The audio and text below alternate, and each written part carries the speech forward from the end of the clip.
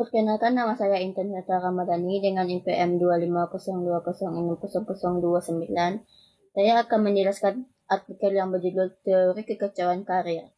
Tujuan untuk memaparkan elemen-elemen kunci teori chaos karir dan mengilustrasikan bagaimana konsep-konsep fundamental ini relevan secara khusus dengan pengembangan karir kontemporer.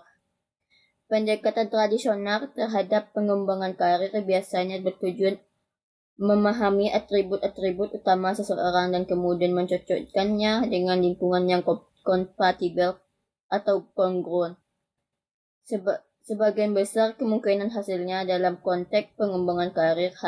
Hal ini tidak berbeda dengan kerangka kerja seperti Gordon Freeman tahun 1901 yang menggolongkan gender, prestis, dan minat sebagai faktor utama yang memengaruhi pilihan karir dengan zona alternatif yang dapat diterima.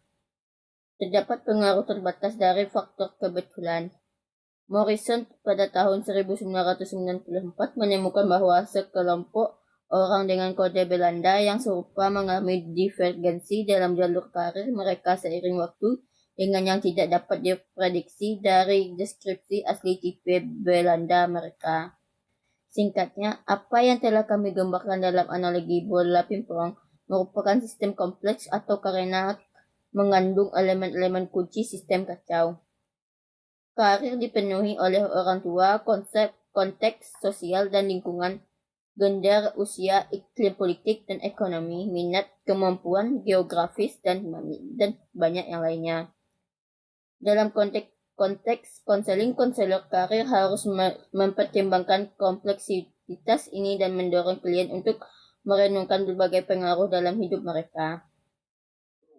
Pendekatan semacam itu sepenuhnya konsisten dengan penekanan teori chaos pada pemahaman proses dan pola dalam karir, alih-alih mendefinisikan atau memprediksikan variabel stabil sebagai hasil kompleks situs pengaruh terhadap karir. Mengingatkan konselor karir akan perlunya menghindari pendekatan tradisional yang mencari penyebab atau mencoba menjelaskan perilaku berdasarkan satu faktor yang mempengaruhi faktor lain.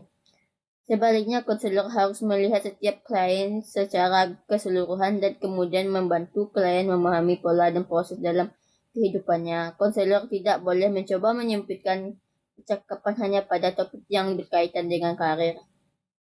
Kalian harus didorong untuk merenungkan berbagai aspek kehidupan mereka seperti keadaan keluarga, masa kecil, hobi bacaan, peristiwa penting dan tragedi, serta faktor lingkungan yang lebih umum seperti isu dan kekhawatiran politik global. Terima kasih, Pak.